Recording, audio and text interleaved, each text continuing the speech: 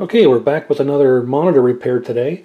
This is an MTC900E, or more specifically a Hantarex MTC900E.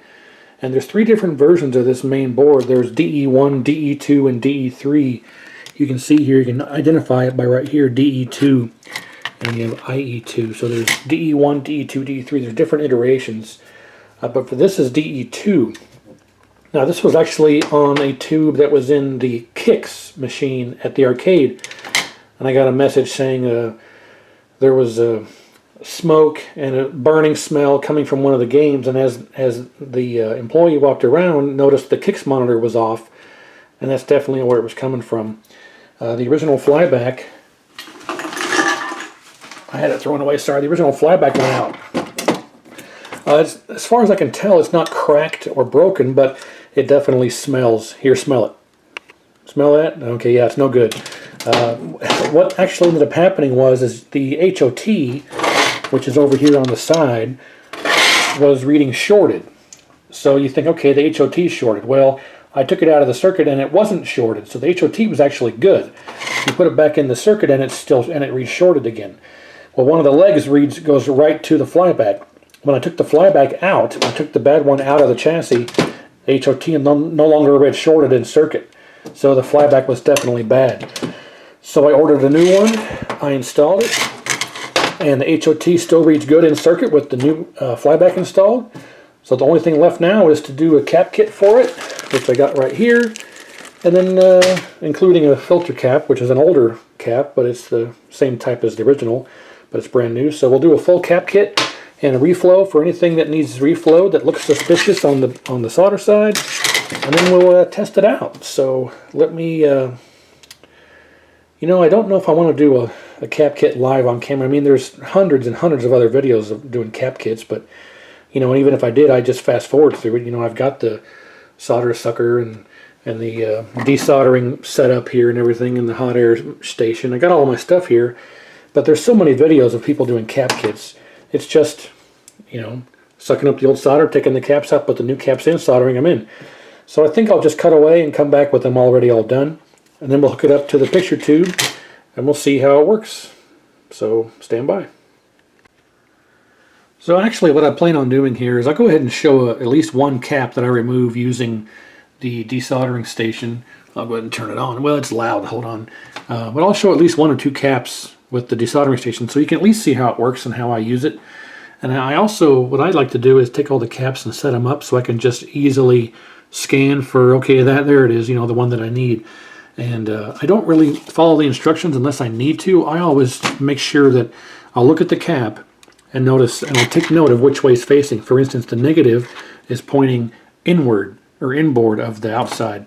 So you make mental note of that, and then you simply turn it around, use the desoldering gun, and it'll usually just fall right out.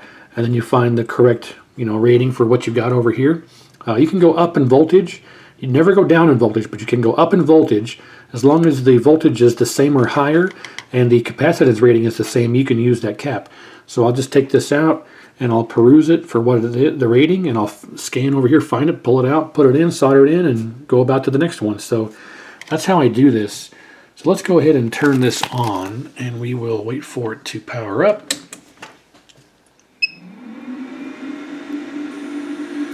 And you'll get to see how I do this. And I'll just cut away here and then I'll come back when it's done.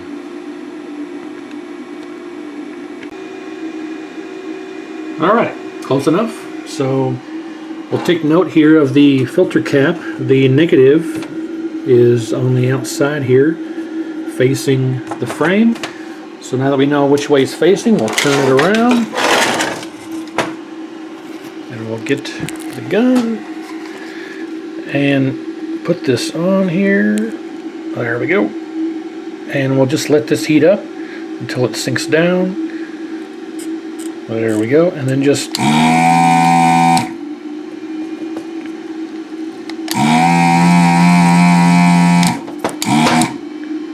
I've got the wrong tip for this.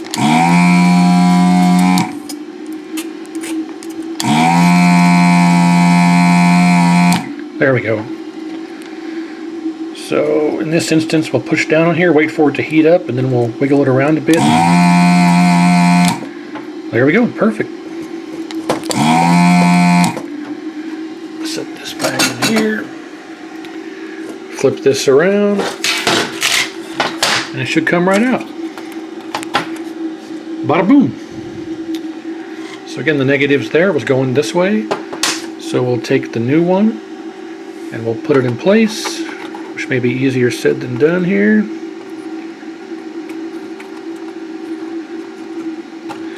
I don't know if we can sneak in a shot there.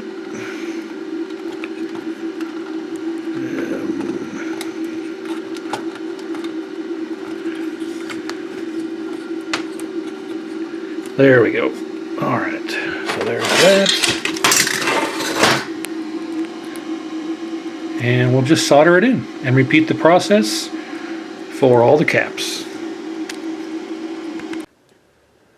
Well, the full cap kit's now installed. Here's all the old caps. And none of them were leaking too terribly. One of them was in question, but for the most part they were actually all okay. Got the new ones all installed, and I like to go through and put an X across the top of all the new ones. That way that I know I've got them all. So if I go through and look here and I see one that does not have an X on it, I know I forgot to do it. And also in the future, if I go through, I'll know the cap kit has already been done. So yeah, new flyback, new flyback, full cap kit, full reflow on everything that needed reflowed. And again, this was working until it wasn't, but basically the flyback went out and let out a bunch of smoke and filled the whole arcade with the burning smell.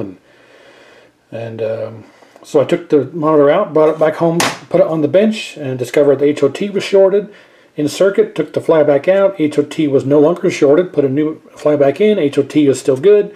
Did the cap kit. Now let's get it on the tube and we'll fire it up and see how it looks. So here is the chassis on the tube. It's a vertical mount setup because, like I say, it was in a kicks machine. So it needs to kind of stay like this. If I put it on its side, it'll be all gouged up. So we'll just keep it vertical for the moment. You don't need it to be flat to know if it works or not. So anyway, yeah, it's reinstalled. Of course, you want to count to 5 again, always when you hook up this stuff, to make sure you don't forget something. So we have the anode, the neck, the yoke connector, which is right there. We have our DAG ground hooked up to the neck. And number 5 is the video connector, which we'll get here in a moment, but you always want to count to 5. Anode, neck, yoke, ground, and then video. And that way, when you power this up, you won't forget anything and cause a problem. And of course, things like the degauss circuit isn't necessary, but you want to be aware of it if it's something like this where the wires are loose. So they just connect here to these spade connectors. It's hard to see, sorry, it's dark, but they connect there to those spade connectors. So of course, if one of those was flailing around, it could touch something and arc it. But so there is some other stuff to be concerned about, but normally you'd want to just count to 5, those 5 items: anode, neck, yoke, ground, and then video, and you won't have anything to worry about when it comes to powering it up. Like if you power it up without the anode cap plugged in, you'll be cruising for a bruising, as they say, or hurting. So anyway, yeah, let's get this turned around and get a video signal on it. Actually, you know what? I need 2 hands for this. I'll cut away and come right back. Alright, so we got everything hooked up, got our video connection hooked up via the test pattern generator. So let's go ahead and turn the test pattern generator on. And I have not turned this on yet, so you can share the knowledge with me whether or not the flyback fixed the issue and whether or not the cap kit is good. So let's fire it up and hopefully we hear the high voltage. Hey, alright. That's a good sign. Kind of a high-pitched noise, but hey, look at that. Well, it's awful blurry. It's real blurry, actually, and way too bright. Let me turn the brightness down, which may be easier said than done. Yeah, it's all the way down. I forgot to mention that all these flybacks come with the screen pot turned all the way down, so I turned it up a bit. Obviously it's too much, so let me turn this back down. And then we'll turn our regular brightness back up a bit here. That's pretty good there. Alright, we got a bit of convergence issues, but I'm not going to worry about that on this video. Let's adjust our focus. That's about as good as it's going to get for the way that it is. Well, yeah, it's working. Let's scroll through the different screens here. There's our RGB. As you can see, it's already kind of gouged down here, but yeah, it's working.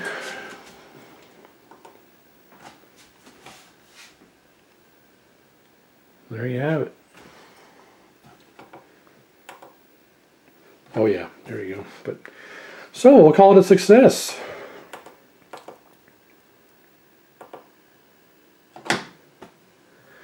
Convergence isn't too bad, but I'm not going to go through with it on this video. I might do some tweaking on it later, but yeah, you can really see how maybe it just needs the colors adjusted. Maybe it's too green. It's probably just too green and it's bleeding. I wonder if I can turn the contrast down and have it go away. That contrast pot's tough to turn. No, it's not. I'll adjust the colors to see if I can get that green bleed to go away, because the convergence actually looked kind of good. But for all intents and purposes, yeah, it's good. So new flyback and cap kit success brought the monitor back to life. So thanks for watching, and we'll see you next time.